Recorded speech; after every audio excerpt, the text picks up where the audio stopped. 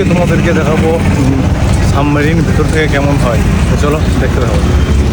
আমি এখন আছি বিশাখাপত্তনমের বিচে, যেখানে আছে কুলসুরা সাবমেরিন মিউজিয়াম। তুমি কি কখনো আসল সাবমেরিন ভেতরে ঢুকেছো, যেখানে 60 জন নৌসেনা 2 মাস ধরে সমুদ্রের নিচে থাকতো? আজ আমি এসেছি বিশাখাপত্তনম এর আরকে বিচে। এটা ইন্ডিয়ার প্রথম সাবমেরিন মিউজিয়াম, INS কুলসুরা। ভিডিওটি স্কিপ করো না, কারণ ভেতরটা দেখে তোমাদের মাথা ঘুরে যাবে। তো চলো। Hi guys, welcome to my channel.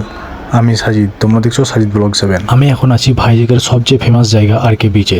আর আমার পিছনে যেটা দেখছো, এটা কোনো মডেল না, এটা একটি আসল নেভির যুদ্ধ জাহাজ, যার নাম INS কুলসুরা S20। তো চলো আর দেরি না করে ঝটপট টিকিট কাউন্টারে যাই এবং টিকিট সংগ্রহ করে নিই। টিকিট মূল্য বড়দের জন্য 100 টাকা এবং বাচ্চাদের জন্য 50 টাকা। ডিটেলস আমি স্ক্রিনে দিয়ে দিলাম, দেখে নেওয়া সেখান থেকে। এই সাবমেরিনটা সোভিয়েত ইউনিয়নে বানানো হয়েছিল। 1969 সালে 18 ডিসেম্বর ইন্ডিয়ান নেভিতে জয়েন করে। মোট 31 বছর সার্ভিস দিয়েছে। 1971 এর ইন্ডিয়ান পাকিস্তান যুদ্ধের সময় এটা পেট্রোল ডিউটিতে ছিল।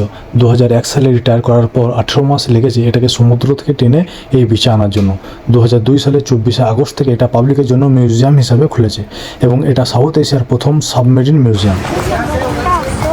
হ্যাঁ, এটা আসল সাবমেরিন পাকিস্তান। হ্যাঁ, অরিজিনাল পাতের। ঝাল করে সব কত বড় রে, ওই শেষ মাথায় একদম অনেক বড়।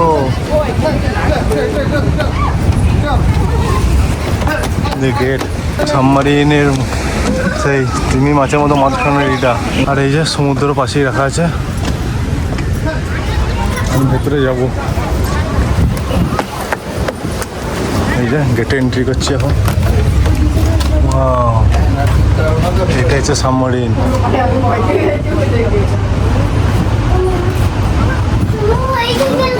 সাবমেরিনের যন্ত্রটা কেমন ছিল। ভিতরে যে সমস্ত জিনিসগুলো দেখতে পাবে সেগুলি হলো কন্ট্রোল রুম, সরু গলি, টর্পেডো সেকশন, নেভিগেশন সিস্টেম, সব অরিজিনাল অবস্থায় আছে। নৌসেনাদের জীবন খুবই ছোট। Living quarter, washroom, wash basin, দেখলে বুঝবে সাবমেরিনে থাকা কতটা কষ্ট। এই যে এইগুলো দেখছো, এইগুলোই হলো অরিজিনাল মিসাইল, যেগুলো দিয়ে শত্রুদের উপর আক্রমণ করা হতো। লোকেশন এবং টাইমিংটা একটু বলে দিই। এর ঠিকানা হচ্ছে বিশাখাপত্তনমের আরকে বিচ রোড, AP বা আরকে বিচ রোড, চায়না ওয়ালটিয়ার এয়ারপোর্ট থেকে 18 কিলোমিটার দূরত্ব, রেল স্টেশন থেকে 5 কিলোমিটার দূরত্ব। পাশেই আছে UT 142 এয়ারক্রাফট মিউজিয়াম। টাইমিং হলো মঙ্গল থেকে শনি দুপুর 2টো থেকে নিয়ে সন্ধ্যা 8টা 30 মিনিট অবধি, রবিবার সকাল 10টা থেকে নিয়ে 12টা 30 মিনিট এবং 2টো থেকে নিয়ে 8টা 30। সোমবার বন্ধ থাকে। তবুও একটু রিসার্চ করে টাইমিংটা জেনে তারপরেই যাবেন। মজার বিষয় হলো দুনিয়ায় মাত্র দ্বিতীয় সাবমেরিন মিউজিয়াম হচ্ছে এটি।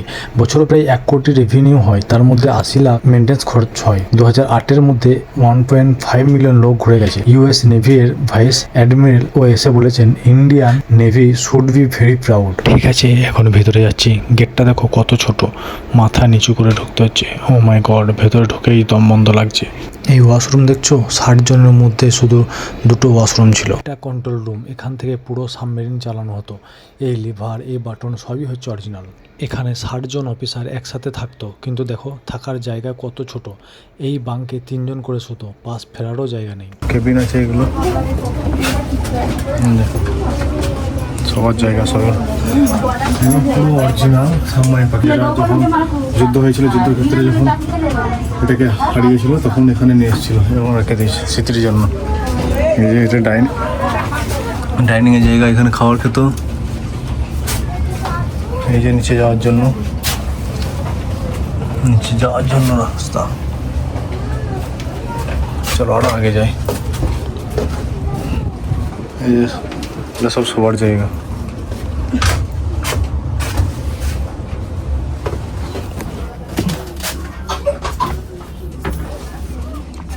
এই সিঁড়ি দিয়ে উপরে উঠতে হয়। এটা টর্পেডো রুম, এখান থেকে শত্রুর জাহাজের টর্পেডো ছোড়া হতো। মাথাটা বেরিয়েছে সেইখানে ওঠার জন্য। Controller room, washroom. এই যে ওয়াশরুম দেখছো, 60 জনের জন্য মাত্র 2টো। ভাবতে পারছো নৌসেনাদের কত কষ্ট করতে হয় দেশের জন্য। স্যালুট জানাই। কত রকম ভাবে মেশিন কন্ট্রোল করা আছে, বাপরে। আজও একটা এক্সপিরিয়েন্স। ট্রেন ইনক্লুডেটর সব কন্ট্রোল করতে যায় না, কী সব আছে এখানে, যারা চালাতো তারাই জানে। এটা কি এইখানে একটা জায়গা আছে নিচে যাওয়ার জন্য, এখন সব বন্ধ করে রেখেছে। চলো আগে যাই। এই যে ইঞ্জিনিয়ার রেডিও রিসিভার, এইখানে ভেতরে পানির ভেতরে সব, এই যে শোয়ার জায়গা, পানির ভেতরে সব থাকতো কীভাবে। এখানে একটা আছে রুম কন্ট্রোলের মতো, এই যে সাবমেরিনের ড্রেস। এই কুরুসুরা সাবমেরিনটি যে সমস্ত অ্যাওয়ার্ড পেয়েছে সেগুলো এখানে যত্ন সহকারে রাখা আছে। আজও একটা ছিল, আমি এখন অরিজিনাল সাবমেরিনের ভেতরে আছি। এখন এই যে রান্নাঘর, এখানে রান্না হতো, রান্নার জায়গা।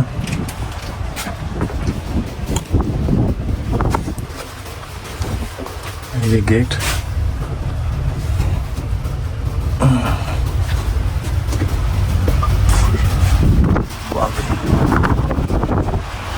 কত রকম যন্ত্র রে ভাই।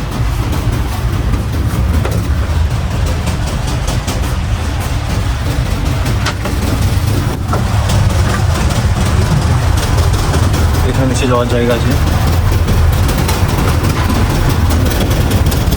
Engine, main diesel engine, diesel engine.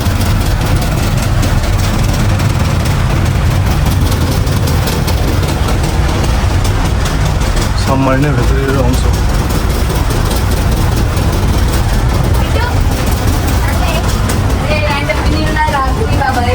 চলো ভাগ।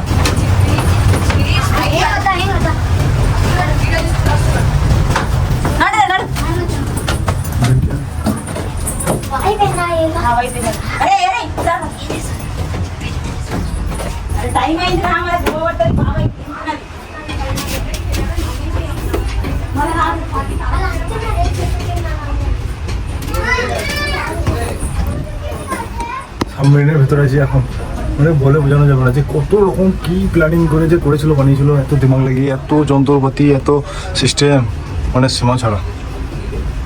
এই নিচে যাওয়ার রাস্তা, এখানে একটা ওয়াশরুম আছে, বাথরুম আছে, এখানে একটা কমন রুম এরিয়া। এই যে উপরে করতো আর একবার ক্যামেরাটা না মানাচ্ছে।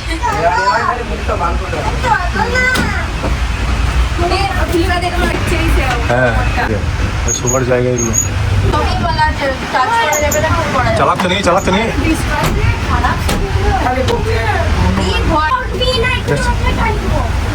একটা মিসাইল, সামনে একটা মিসাইল দেওয়া আছে, এখানে একটা মিসাইল আছে, এখানে একটা মিসাইল আছে। পানিতে যে কোনো সব বড় আইটেম জিনিস 1975-এর সাউন্ড পাওয়ারের টেলিফোন ছিল। রেখেছে এমনি অরিজিনাল সাবমেরিনে। হ্যাঁ, পাশে তখন এলো মিসাইলটা ছাড়ার সময়।